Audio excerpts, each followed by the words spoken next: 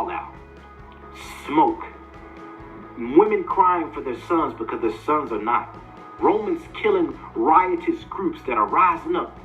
Free Judea, free our people, autonomy for Israel.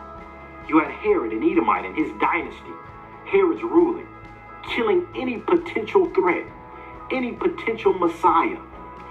Then you had the Pharisees and the Sadducees that we learn from Josephus are not Jews by birth. No. Right? Now look at these. I'm telling you, I got to show y'all. A picture speaks 1,000 words. Just look for yourself. And this is the creme de la creme. All praises be to the Most High, y'all. Everything we've been through, y'all, the Most High is going to retribute it on all the nations that have had a hand in the oppression of his apple, the apple of his eye, his chosen people, his beloved, his fervent lover, his only begotten. They're going to have their part in the lake of fire.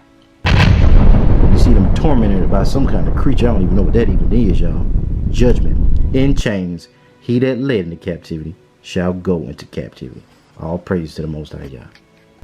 It said, thou that dwells in the clefts of the rock. Whoa. I know a lot of y'all know about the Caucasus Mountains. Let's just let the words speak. Let's go to verse 4. Though you exalt yourself as the eagle, and though you set thy nest among the stars.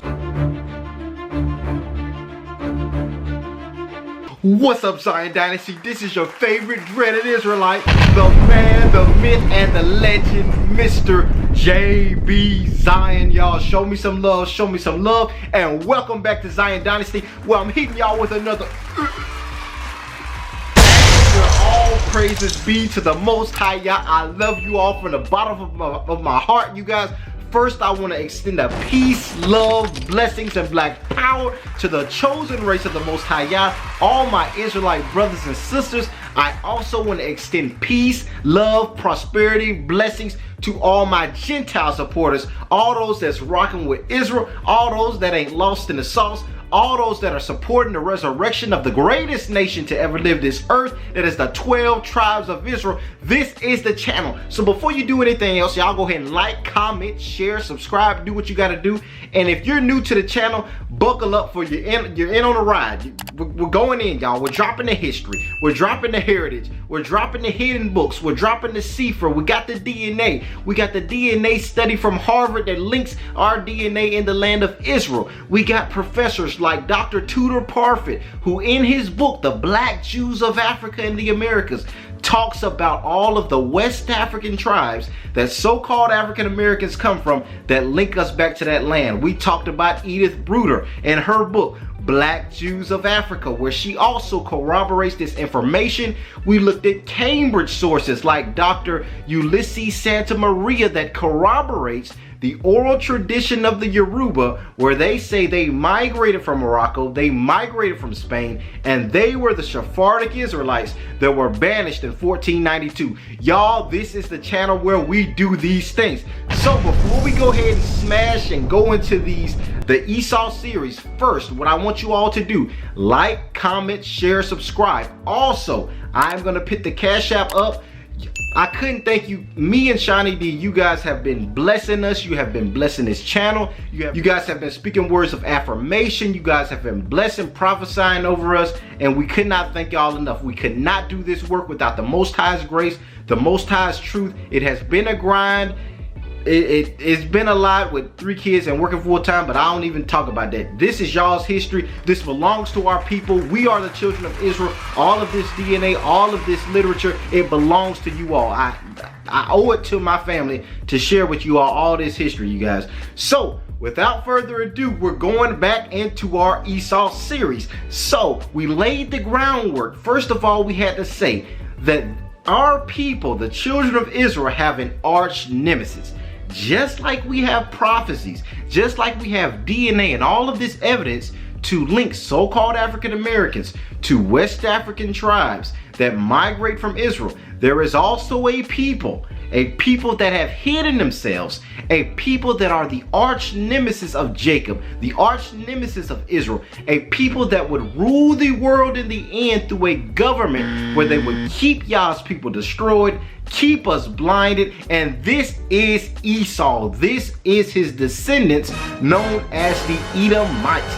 We have been dealing with Edom. We have proved that Edom would exist in the last days. A lot of these European scholars are with the business. They want to tell you that Esau doesn't exist anymore. But we went to the Apocrypha. Let me find it. If you do not have an Apocrypha, get you a copy. But I'm going to go through all this information, you guys. So it's some of you guys, if you don't feel like getting this stuff, I recommend it. But I've had a lot of people reach out and say, well, JB, we can't get this stuff. So I'm going to make it available to you guys. I'm going to go through all this history. But you can find this on Amazon.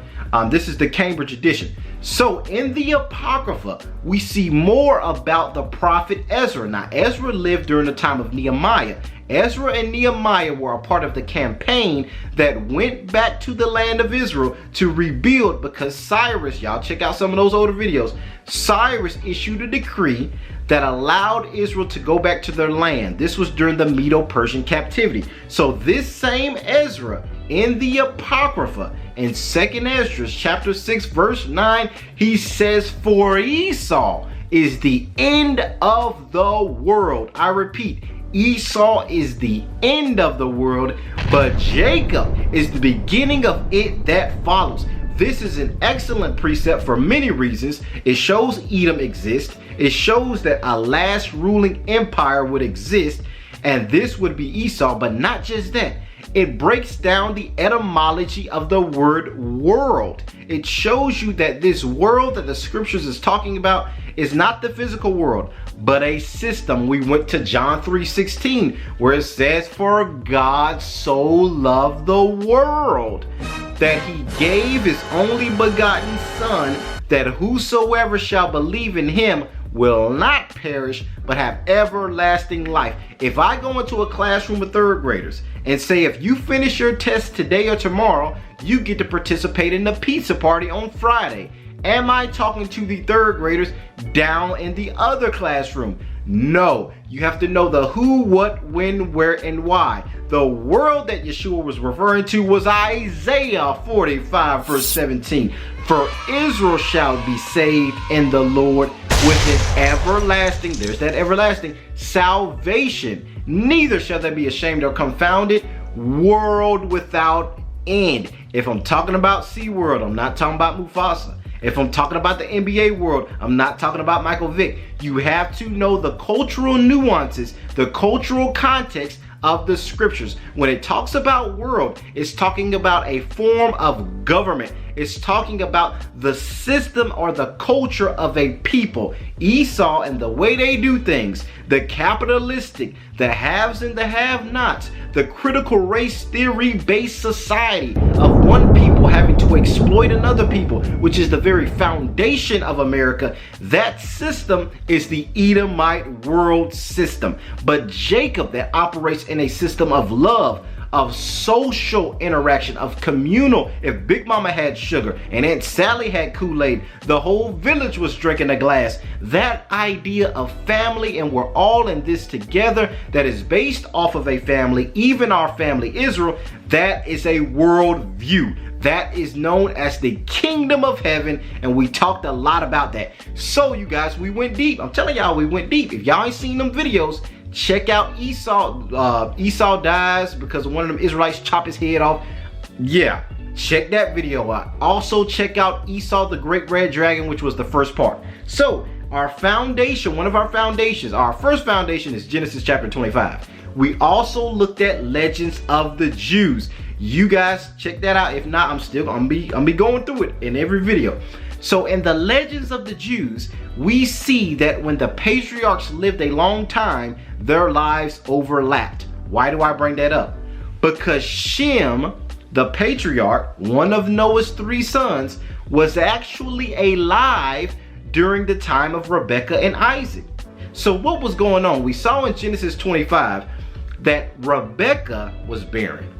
And because of this, Isaac sought the Lord, and the Lord was found of Isaac and honored his servant. and he opened the womb of Rebecca. Now Rebecca's having this tussle in the inside of her, and she's wondering, man, if this is a blessing from Yah, why am I going through this? Now keep in mind, we're talking about Jacob and Esau. We're talking about Israelites, these Negro, African, Judean Israelites versus these European white Edomites, right? This is the foundation in Genesis 25. So while Rebecca's pregnant, she has these twins tussling on the inside of her, and she's wondering what is going on. She does not know she's having twins. She just knows she's pregnant. So Shem tells her, daughter, let me let you know about a secret. The reason that you feel that is because 2 nations are in thy womb. And how can your womb handle what is inside of you when the whole world is not going to be able to hold these 2 mighty nations? And how is in the whole world are they going to be able to exist together peaceably? Now Shem goes deep, y'all. He says, in your womb are 2 different worlds. From one seed will come Solomon, who will build the temple and represent Torah and godliness and selflessness.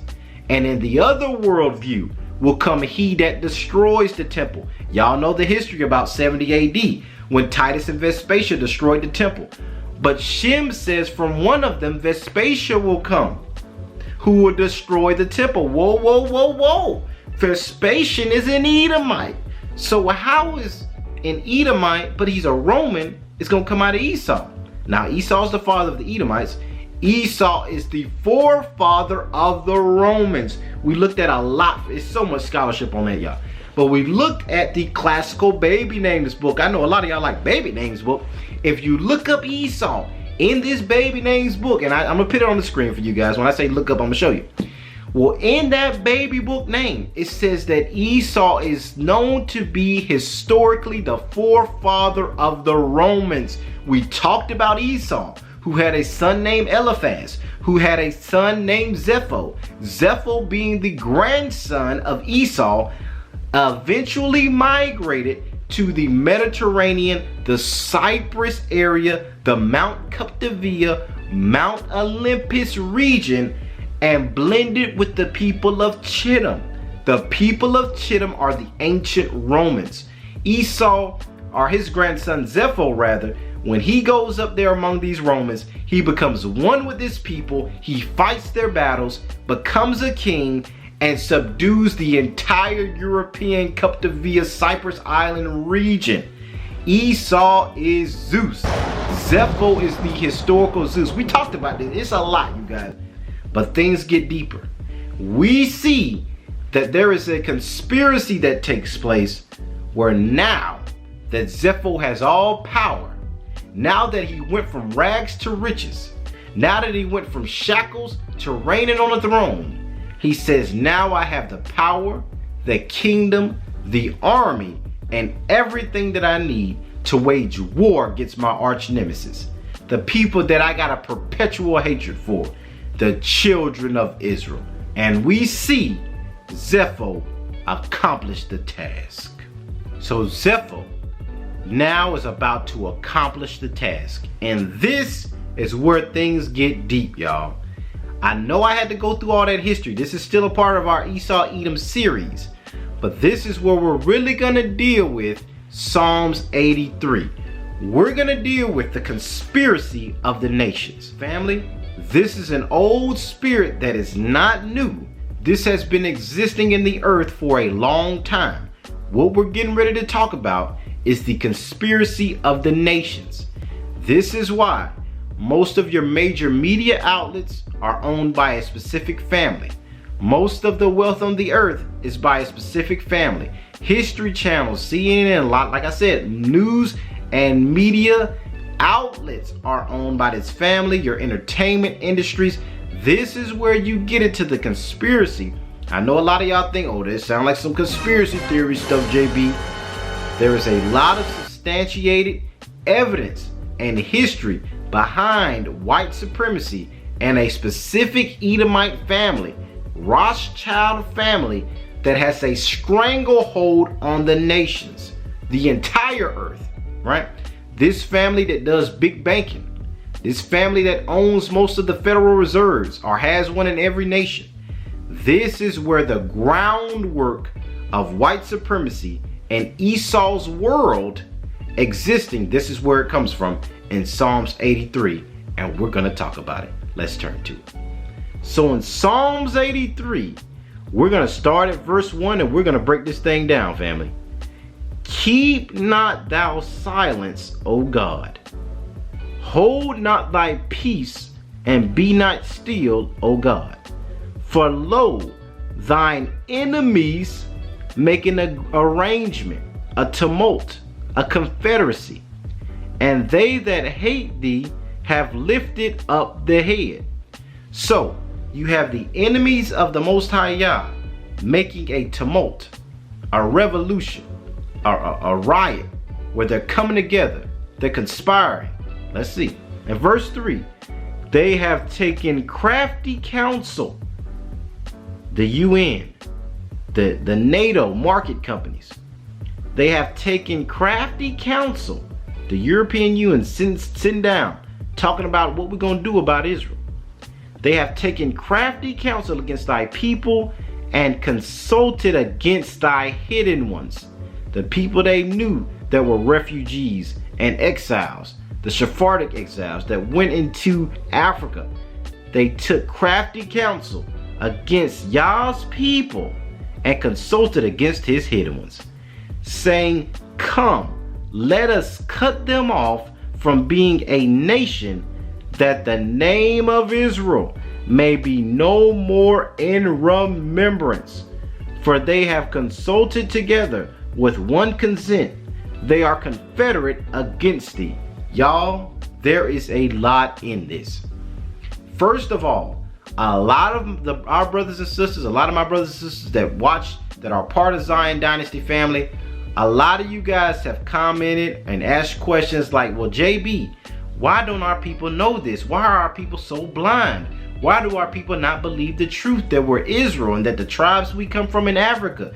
You showed them Harvard, you showed them Cambridge, you showed them Oxford, you showed them the DNA, the old bones, the archaeology, the oral tradition that's vouched for by Cambridge and the Jewish Encyclopedia. Why, in the face of the curses of Deuteronomy 28, that says that you're going to have a yoke of iron around your neck, that you're going to go into slavery as swift as the eagle flies, that you're going to be the borrower and not the lender, that you're going to be the tail and not the head, that strangers are going to come into America and get more rights than you overnight, that you're going to go into Egypt again with ships, that they're going to come at you one way and you're going to be scattered 7 different ways in the transatlantic. Why, with all the curses of Deuteronomy 28, all the prophecy, all the DNA, all the Harvard, all the Cambridge, all the Oxford, the oral tradition, the Jewish Encyclopedia, with all of this, and even that whisper in your head that says there has to be a reason why black people are going through what they're going through. In the face of all of that, your conscience, the DNA, the evidence, why don't our people believe? There has been a crafty counsel. Y'all better hear me.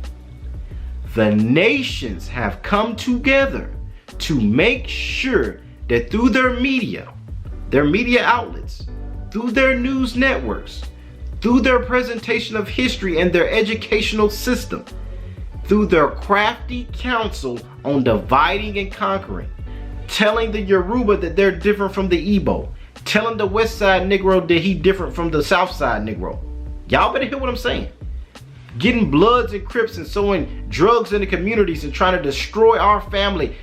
There has been crafty counsel against Yah's people to keep the name of Israel from ever being remembered again, to destroy the nation and reduce it to dry bones. Well, not only are they not individual people anymore, they'll never be a nation, and hence never be a world without end. Now, I know a lot of y'all are like, well, JB, this can't be. How could they do that? I mean, they shouldn't have that much power. This is where you get into the legality of spirituality. Our people are under Deuteronomy 28. And I know a lot of y'all, some of y'all are saying, well, JB, give us some hope. We have to explain how bad it is so we can understand how to get better. The curses of Deuteronomy 28 In Deuteronomy 32, the scripture says in verse 26 that we would discontinue from our heritage. This is talked about in Jeremiah 17 verse 4. Because our people not guarding our heritage was when our father said, I gave y'all this culture, I gave y'all this Torah, but you want to be like everybody else? So I'm going to give you Coliseum games. I'm going to give you a House and a Senate. And I'm going to let them take your history and they're going to give you pork chops and you're going to be at the bottom forever. That's what happened. Because we didn't heed to who we were, God, the Most High Yah, gave it to another people. But with the curses of Deuteronomy 28, it makes us bound to that almost. It's a cycle where if we never find out who we are, we always on this treadmill. I'm gonna give y'all the hope. Y'all gotta stay with it though. So the nations have said, let's take Crafty Council. Let's promote a LGBTQRSTUV agenda. Let's put out history documentaries saying that they come from this, they come from that. Let's not teach them their true history. Because if we can keep Israel from knowing who they are, if we can be the powers of the earth to make sure that Nick Cannon can't open his mouth, that Oprah Winfrey can't open her mouth, that Deshaun Jackson can't speak against the powers that be, that Ice Cube, you better be careful, that IUIC, you're a hate group. If we can make sure by silencing any history or any truth or any platform, or making it where if JB talks about the Limba tribe, the Ashkenazi Jew owner of A&E is going to come for him. If JB starts talking about roots too deep, the A&E Ashkenazi Jew going to come for him. We're going to make his channel limited in his reach, and his AdSense is going to be limited because of the content that he's talking about. And anytime JB has, y'all better talk, I'm trying to tell you, anytime JB has Hebrew Israelite in the thumbnail, we're going to limit that video. As long as we can do that, as long as we can silence the celebrities that know the truth, as long as we can silence Israel and control the media outlets, we can keep the name of Israel from ever being in remembrance again. This is the Crafty Council of Psalms chapter 83. But it works not by the power of white people alone, but through the power of the curses that the Most High put on his people. Esau is merely trying to team up with the curses to keep us bound to it. But they don't understand Yeshua. See, Yeshua was the propitiation for the sin of Israel. In his death, he secured the bag to break the curse of us being trapped in the cycle. Because somebody had to come that was perfect in Torah to be able to clear us from the debt of continually paying with the curses. And this is what Yeshua already paid for. So what's going on now, JB? Now our people have to teach this history. Because if this gospel of the kingdom of us being Israel doesn't go forth, the right that Yeshua paid to break us from the curse, we can't receive the full extent of the benefits package, because we can never confess to where we fell short because we don't know who we are. It's like in the court of law. Let me break it down. In the court of law, in order for a person to receive the full extent of the plea deal, they have to confess to the crime. Israel, we have violated the Torah of our forefathers, that covenant, that contract. Yeshua died to free us from the penalty of it. But if we don't confess that, yes, we as Israel have violated the covenant agreement of our forefathers, we have to know we're Israel to be able to do that. That's why, family, you have to, this teaching that I'm doing, everybody that's supporting this work, the Most High is going to bless you, your family, your children, everybody that you touch, because you allow this voice of me teaching who we are and other Israelites teaching this truth to reach our people, so that the Most High can wake them up, so that we can repent and confess of what we did in the faith of Yeshua, turn back to Torah in the faith of Yeshua, and then the Most High take us back to that land. But this is what we're up against, family. We're up against a big empire, conspiracy-filled, Edomite, Rothschild, white supremacist system that's not limited to America, but America is Babylon the Great. But the entire NATO 10 market toes of the statue of Daniel, this entire system is rooted in mass deception, keeping our people blinded, telling these urban apologists, well, tell those niggas that stuff don't matter no more. And you got black folks that'll give me hell, I work with them, y'all, every day. And y'all, I be sneaking editing video. If I told y'all how this work is getting done, y'all would be like, the Most High is faithful. But I work with these folks, and they'll come up with every theology under the sun to say this stuff doesn't matter. And I realize I'm dealing with a spirit of deception that the nations have orchestrated through media that goes into our subconscious. That's why, Zion, be careful what you watch. Be careful what your kids watch. Because our people are being brainwashed to think that this doesn't matter, that doesn't matter, color don't matter. But every year, they faithfully have a white Jesus movie come out. Now, y'all, this stuff is deep. I'm gonna have to do a part 2 to this Psalms 83. I'm already seeing that. But what we see is Zepho ends up creating a coalition of all of Tubal, all of Chittim, all of Rome, and Amalek, his brothers that are in the Middle East. All of them team up together to fight against Israel while they're slaves in Egypt. And we see the Egyptians say, well, y'all come on, we ain't finna let them take our slaves. Y'all gonna fight with us. We see Egypt fight with Israel against this massive coalition of all the nations that said we're gonna wipe Israel out of the face of remembrance. And we see the Most High Yah fight for them. But I ain't gonna spoil it, y'all. I'm gonna do a follow-up on this. But just know, Psalms 83 is a system. We are dealing with an Edomite system, y'all, that goes all the way back to Zepho, all the way back to Esau, where these powers, this satanic serpent spirit, has been conspiring to destroy us from ever realizing who we are again.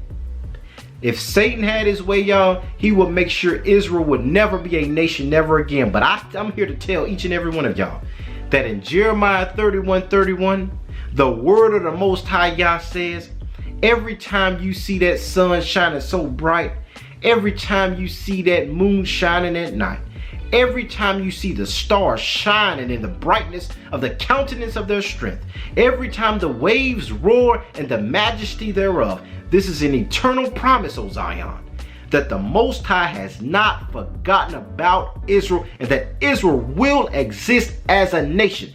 Get at to these urban apologists. The scripture says that Israel will always exist as a nation. The church does not replace the bride. No, whosoever will replaces the apple of his eye.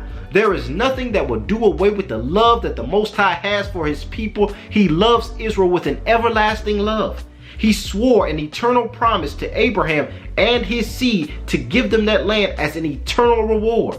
We will get back there, Zion, and there's nothing the nations can do about it. And as this voice, as this gospel of the kingdom is going forth, each and every one of y'all that's hearing this, you're going to spread it, and you're going to share it, and you're going to like it, and you're going to spread this information to somebody. You're going to spread it to your loved ones, teach it to your family. I know a lot of them ain't going to want to hear what you're saying, but keep telling them anyway.